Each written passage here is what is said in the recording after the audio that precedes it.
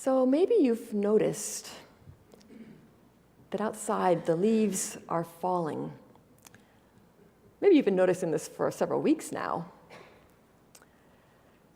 Maybe you've especially noticed if you're the person at your house who does the leaf raking. That used to be me at my house. And I know what a process it is. When we first moved to Dover, we left behind a house that had lots and lots of trees around it. And as we were house hunting in Dover, we saw a little house. And I noticed that it only had 3 trees in the yard. And I said, that's the house for us. And one of the many wonderful things about Dover is they will come around and pick up your leaves for you if you put them in those paper bags and put them out on trash day. It's wonderful. Of course, that also means that you need to get those leaves picked up and put into those paper bags and out on trash day. And you need to do that every week until the end of November, because that's when it stops. And you may be especially aware of that kind of deadline if you drive a Toyota Corolla, like I do. Because there's only so much space in those cars. And if you miss the date for the last leaf pickup at home, you're going to have to get all those leaves to the dump somehow. This is a little stressful. I can tell you, in case you've ever wondered how many leaf bags will fit inside a Toyota Corolla, you can usually get 1 in the passenger seat up front, 4 in the back seat, and if you really push hard, about 4 in the trunk. And even if you have only 3 trees around your house, you will need to take more than 1 trip to the dump. And that's stressful. It's also stressful because the dump is only open for certain hours on certain days. And they include Sundays until a certain point, and then they take that day away. So as the fall progresses and leaves continue to come down, I don't know about you, but I would feel sort of an impending sense of franticness, if that's a word. Got to get those leaves, got to get them out of here. It's going to snow. Leaf pickup's about to stop. And every year, it seemed like, out of those 3 trees, there was one that was stubborn. It would not release its leaves. And I would look out my window and I'd say, come on, tree, we got a deadline here. Drop them. I don't have all day for you. And sometimes that tree would just hang on to those leaves and never release them at all. And, months later, when the snow was on the ground, I'd look at that tree and I'd say, you look silly. All those brown leaves, what's the point?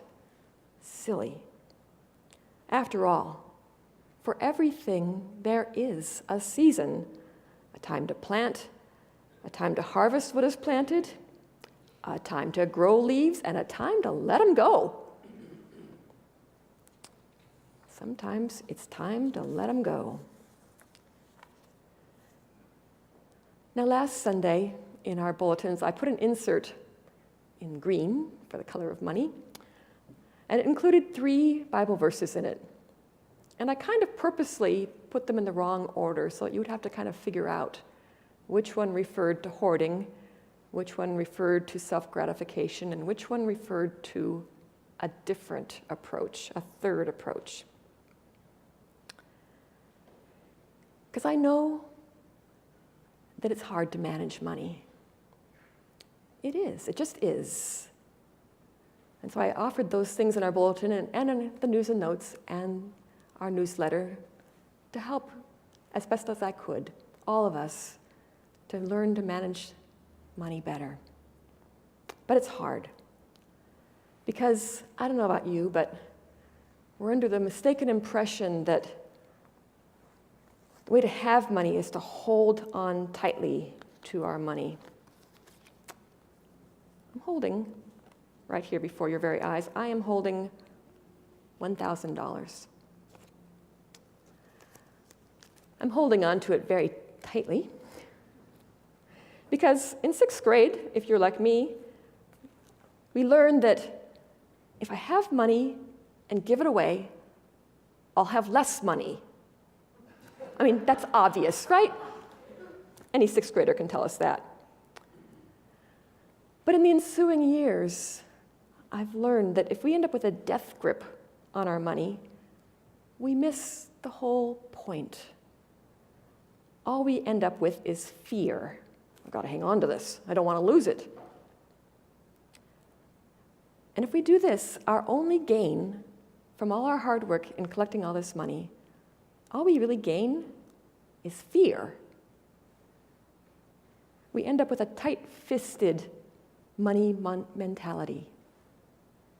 We can hold on to this money really tight and it won't get away. But you know what? No other money can get in.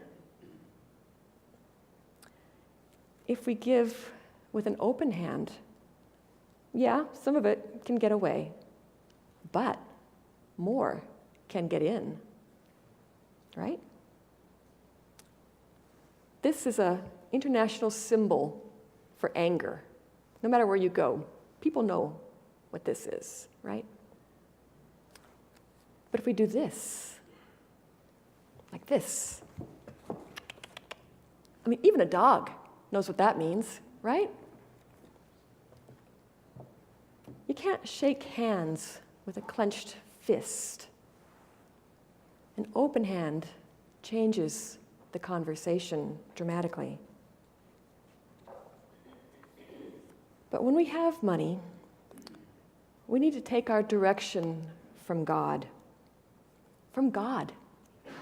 who loves us dearly, who's just crazy in love with us, and gives us all kinds of stuff, even like this. So at the last financial peace class, I sat in and I saw an illustration that I want to share with you, but I need 2 helpers, and all you need to do is stand up here with me and hold something. You don't have to say anything. So I need 2 helpers. Can I get 2 helpers? Raise your hand if you're willing to help me. Yay, come on up, Tina. I need 1 more helper. Oh, thank you, Steve. All right, if you'll just stand right here and here and face the congregation. All right, and I need my notes to make sure I get the story straight.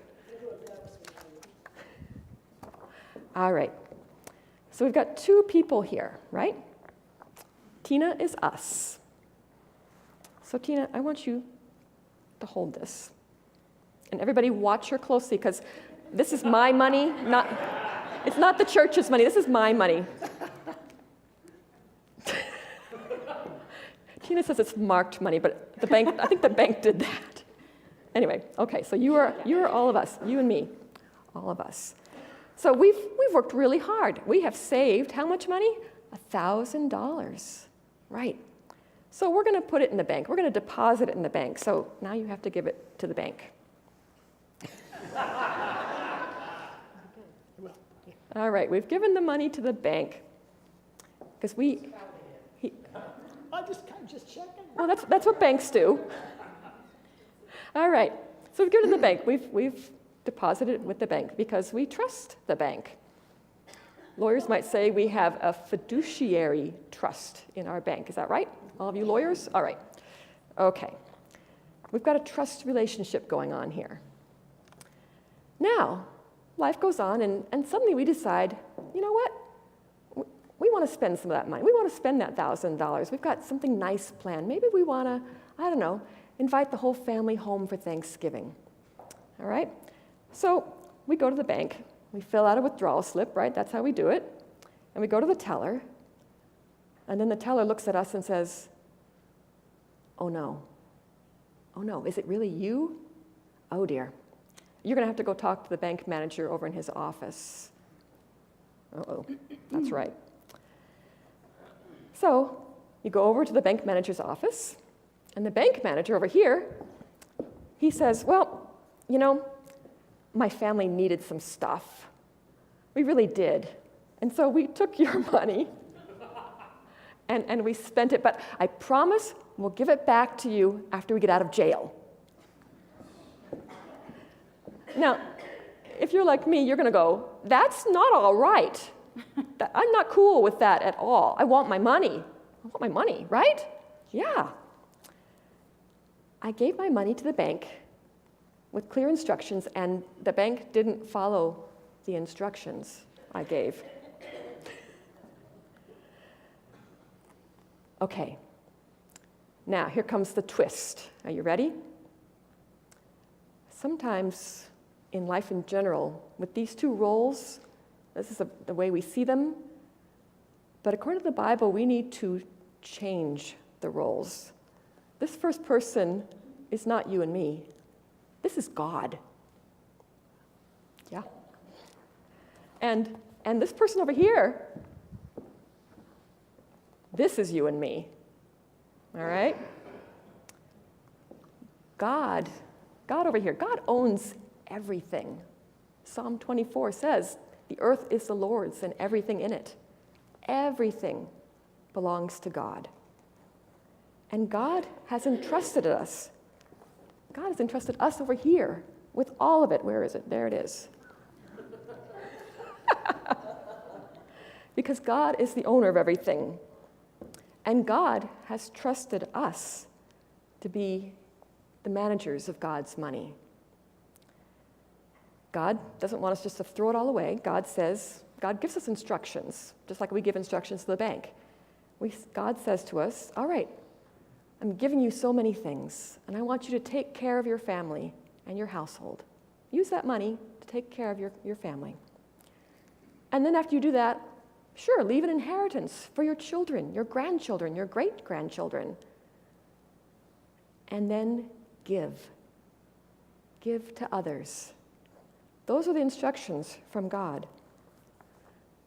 Now, it may take us a while to work our way through this all. Sometimes, we're not ready to jump right ahead above everything else, and we shouldn't. God wants us to take care of our families and our houses and look to our family's future. But after we get that under control, God says, don't stop there.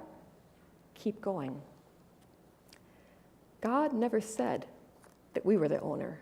All along, we've just been the manager. And we tend to forget that.